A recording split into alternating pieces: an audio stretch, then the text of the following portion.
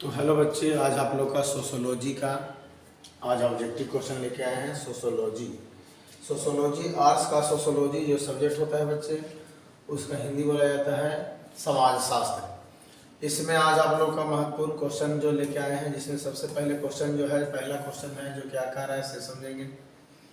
पहला क्वेश्चन बच्चे जो है आपके स्क्रीन पर है। सबसे पहले पहला क्वेश्चन जो है, जिसको नाम है कि निम्न में से किसने सोशियोलॉजी शब्दवाली का सृजन किया था, या निम्न में से किसने सोशियोलॉजी शब्दवाली का सृजन किया था। तो बच्चे याद रखिएगा, यानी अगस्त कॉम्ट। कौन? Auguste Comte. कौन बच्चे? अगस्त कॉम्ट जो थे, यानी अगस्त कॉम्ट जो थे वो सोशियोलॉजी शब्दवाली का सृजन किया था, यानी बी आंसर होगा। आगे बढ़ेंगे। क्वेश्चन नंबर दूसरा क्या कह रहा है से समझेंगे। यानी समाज शास्त्र को सामाजिक स्थैतिक एवं सामाजिक गतिक में किसने विभाजित किया। तो याद रखिएगा बच्चे, दूसरा का जो जवाब होगा आपको दुखी होगा। कौन होगा? दुखी में, यानी डी होगा। कौन होगा? दुखी। क्वेश्चन नंबर नेक्स्ट है जो क्या होगा से समझेंगे। क्वेश्चन नंबर नेक्स्ट क्या है जो समझेंगे। तीसरा नंबर क्वेश्चन क्या कह रहा है से समझेंगे। कह रहा है कि मनुस्मृति के रचनाकार कौन थे। मनुस्मृति याद रखिएगा, मनुस्मृति के रचनाकार कौन है बच्चे? तो मनु थे। मनुस्मृति के रचनाकार कौन थे? मनु थे। मनुस्मृति के जो रचनाकार थे वो मनु थे। उनका वैज्ञानिक का नाम था मनु। तो आगे बढ़ेंगे। क्वेश्चन नंबर नेक्स्ट क्या कह रहा है बच्चे। कह रहा है कि समाज शास्त्र का जन्म किस वर्ष हुआ था। बताना है कि समाज शास्त्र का जन्म 1838 में हुआ था। कब हुआ था? 1838 में, यानी ये जवाब बिल्कुल सही है। समाज शास्त्र का जन्म कब हुआ था? 1838 में।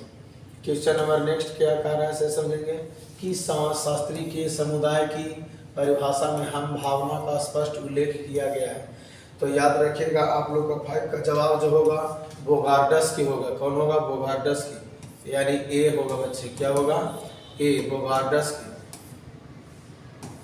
क्वेश्चन नंबर 6 क्या कह रहा है से समझेंगे।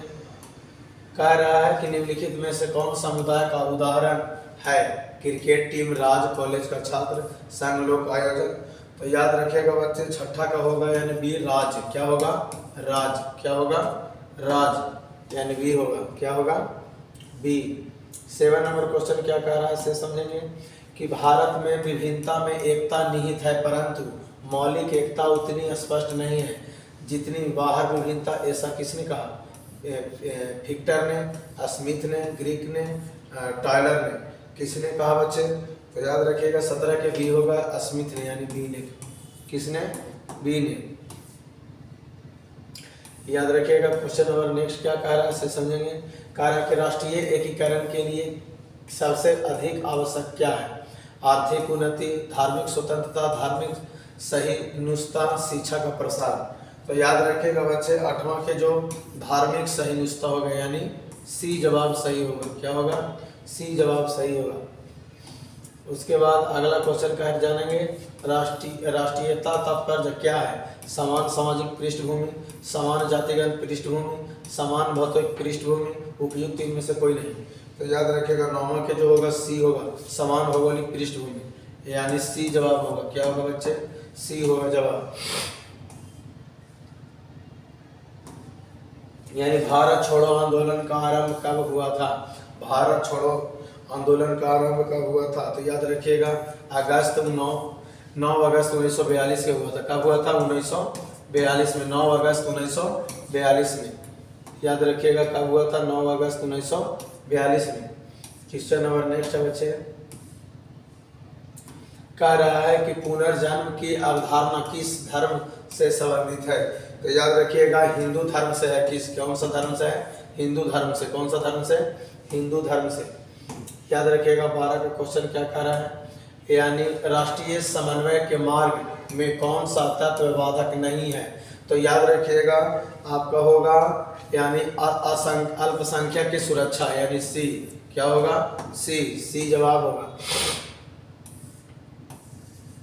यानी क्वेश्चन नंबर नेक्स्ट क्या कह रहा है बच्चे, प्रजनन क्षमता में कमी होने से पहले नैतिकता के स्तर में ह्रास होना जरूरी है। यह विचार किसने व्यक्तित किया था? तो याद रखिएगा यह W.A. नोएस्टेन ने किया था। कौन? W.M. नोएस्टेन ने। क्वेश्चन नंबर नेक्स्ट कह रहा है कि उग्र राष्ट्रवादियों का काल कब से कब तक रहा था बच्चे? तो याद रखिएगा यह 1905 से 1918 तक रहा था। कब रहा था? 1905 से 1918 तक, यानी ये जवाब सही है। क्वेश्चन नंबर नेक्स्ट, निम्नलिखित में से किस विद्वान ने भारतीय गांव को एक जीवन की विधि माना है बच्चे? तो याद रखिएगा मजूमदार। कौन? मजूमदार, यानी ये होगा जवाब। क्वेश्चन नंबर नेक्स्ट बच्चे 16 क्वेश्चन क्या कह रहा है से समझेंगे। कह रहा है कि संस्था शब्द का उपयोग सर्वप्रथम किस विद्वान ने किया था? तो याद रखिएगा यानी स्पेंसर ने किया था। किसने किया था? स्पेंसर ने। किसने? स्पेंसर ने किया था। 17 क्वेश्चन क्या कह रहा है बच्चे, स्पेंसर की पुस्तक फर्स्ट प्रिंसिपल में सर्वप्रथम किस शब्द का उपयोग किया गया था? संस्था, समिति, प्राथमिक समूह, जाति। तो याद रखिएगा संस्था होगा बच्चे। क्या होगा? संस्था। ये जवाब सही होगा। क्वेश्चन नंबर नेक्स्ट क्या कह रहा है? कह रहा है कि किस विद्वान ने समुदाय की परिभाषा में हम की भावना का स्पष्ट उल्लेख किया है? तो याद रखिएगा बच्चे बोगाडर्स ने हम का उल्लेख किया है। क्वेश्चन नंबर नेक्स्ट कह रहा है कि निम्नलिखित में से किस समाज में महिलाओं की परिस्थिति अपेक्षाकृत बेहतर है बच्चे? तो याद रखिएगा औद्योगिक समाज। औद्योगिक एक समाज है जिसमें महिलाओं का परिस्थिति का अपेक्षा बेहतर है उसमें। याद रखिएगा 20वां क्वेश्चन क्या कह रहा है कि जब मृत्यु दर बढ़ती है और जन्म दर गिरावट आती है तो उसमें फलस्वरूप क्या हो जाता है? तो याद रखिएगा उस समय जो होता है यानी जनसंख्या में गिरावट आ जाती है। क्या चीज हो जाती है? जनसंख्या में गिरावट आ जाती है। क्वेश्चन नंबर वह आंदोलन जिसका माथल से के अनुयायियों की संतति निग्रह एवं अन्य उपायों द्वारा जनसंख्या कम करने के लिए चलाया जाता है, क्या कहलाता है? तो याद रखिएगा नव मालथनवाद, यानी ए होगा। क्या होगा? ए होगा बच्चे। क्या होगा? ए होगा। क्वेश्चन नंबर नेक्स्ट क्या कह रहा है समझेंगे। कह रहा है कि निम्नलिखित में से किसके विचलन से समाज के लिए कार्यात्मक माना है बच्चे? तो याद रखिएगा ई दुर्खाइम के। अगला क्वेश्चन कह रहा है कि इनमें कौन समुदाय का उदाहरण है? विद्यालय, गांव, घर, जाति। तो याद रखिएगा इसमें विद्यालय है जो समुदाय का होना चाहिए बच्चे, बाकी सब तो कोई जरूरत नहीं है।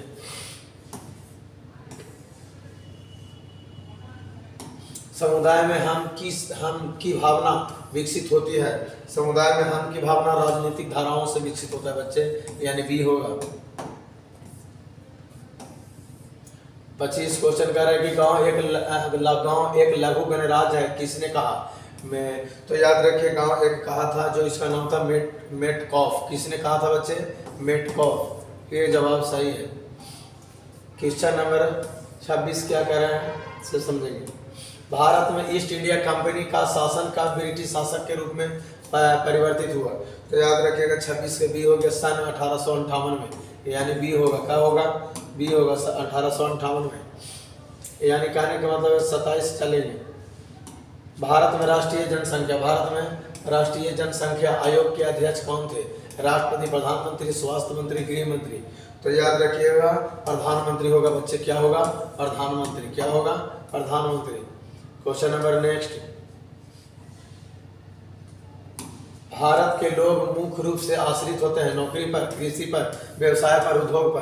तो याद रखिएगा बच्चे कृषि पर सबसे ज्यादा हम लोग के देश के सब आश्रित रहते हैं, यानी कृषि पर भारत के लोग ज्यादा आश्रित रहते हैं। क्या चीज पर? कृषि पर सबसे ज्यादा भारत के लोग आश्रित रहते हैं। निम्न में से ग्रामीण समुदाय की मुख्य विशेषता कौन है? सामाजिक, डॉक्टर, स्त्रियों के प्रसिद्ध, कृषि के आधारित। तो याद रखिएगा बच्चे 29 का जो जवाब होगा आपको कृषि पर आधारित, यानी डी कृषि पर आधारित। क्वेश्चन नंबर नेक्स्ट क्या कह रहा है से समझेंगे। 30 नंबर कह रहा है कि भारत में जनाधिक्य का मूल कारण क्या है? पर्यावरण, प्रजनन शक्ति, सामाजिक संस्कृति कारक, इनमें से कोई नहीं। तो याद रखिएगा बच्चे 30 के सामाजिक संस्कृति एवं कारक होगा, यानी सी जवाब होगा। आगे बढ़ेंगे, भारतीय ग्रामीण समुदाय की विशेषताएं क्या है? तो याद रखिएगा, उपयुक्त सभी, समान, निश्चय, समुदाय एकता, प्राथमिक प्रधानता, यानी सभी है इसमें से डी। बिल्कुल। आगे बढ़ेंगे, क्वेश्चन नंबर 32 क्या कह रहा है? यानी पार्सल द्वारा कितने प्रकार के प्रतिमानित विकल्पों का वर्णन किया गया है? तो याद रखिएगा 3 प्रकार के किया गया है। कितने पार्सल द्वारा कितने प्रकार का किया गया है? 3 प्रकार का किया गया है। नैसर्गिक प्रतिबंध किसकी अवधारणा है? तो याद रखिएगा बच्चे, यह होगा माल्थस का। किसका होगा? माल्थस का। किसका होगा? माल्थस का। क्वेश्चन नंबर अगला कह रहा है क्या? नैसर्गिक प्रतिबंध किसकी अवधारणा है बच्चे? तो याद रखिएगा माल्थस का होगा। किसका होगा? माल्थस का। किसका होगा? माल्थस का होगा। क्वेश्चन नंबर आगे बढ़ेंगे बच्चे, यानी 34 नंबर क्वेश्चन ना देके 35 दे दिया। नैसर्गिक प्रतिबंध किसकी अवधारणा है बच्चे? तो याद रखिएगा माल्थस का था। किसका था? ये भी माल्थस का था। 36 नंबर क्वेश्चन कह रहा है कि 2006 ईस्वी की जनगणना के अनुसार भारत में सर्वाधिक लिंगानुपात वाला राज्य कौन सा है जी? तो याद रखिएगा, आप लोग का पता होगा कि वह जो था केरल था। कौन था? Kerala. Kerala. Question number next कह रहा है बच्चे, 2001 की जनगणना के अनुसार वही केरल हो गया।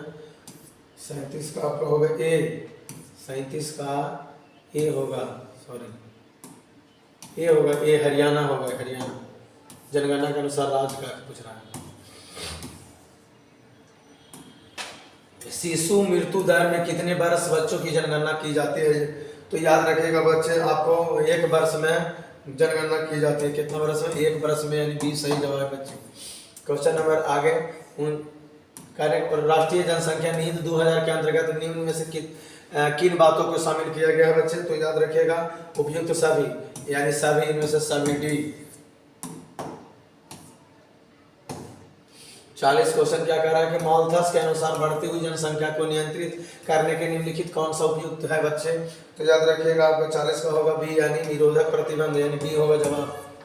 क्वेश्चन नंबर नेक्स्ट, 41 क्वेश्चन कह रहा है कि भारत के किस विश्वविद्यालय से समाजशास्त्र की पढ़ाई शुरू हुई थी? तो 41 के याद रखिएगा बंबई विश्वविद्यालय से, यानी ए।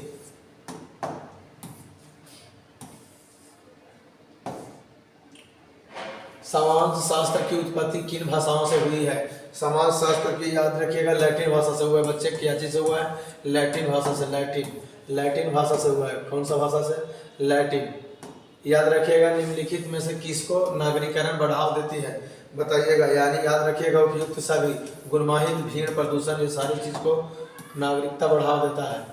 आगे बढ़ेंगे, 44 नंबर क्वेश्चन कह रहा है बच्चे कि निम्न में से कौन भारत का सबसे अधिक नागरिकृत राज्य है?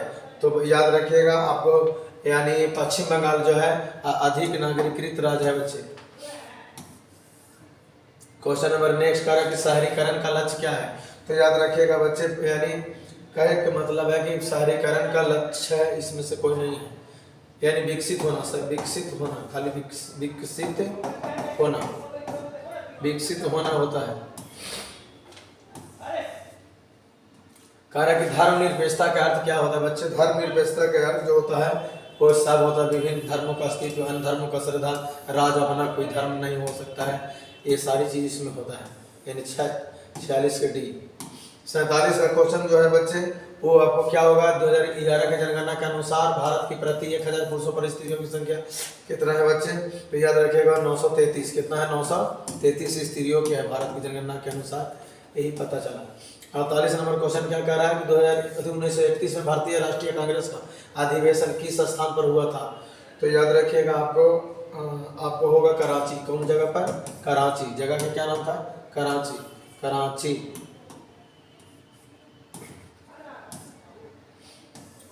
सेकंड लास्ट क्वेश्चन है बच्चे, कह रहा है कि सामुदायिक पहचान होती है। सामुदायिक पहचान होती है। तो याद रखिएगा परदत पर। क्या होता है? परदत होता है, तब उसी पर होता है। लास्ट क्वेश्चन याद रखिएगा, निम्न में से किसने ग्रामीण नगरीय सातवायन की अवधारणा को विकास किया?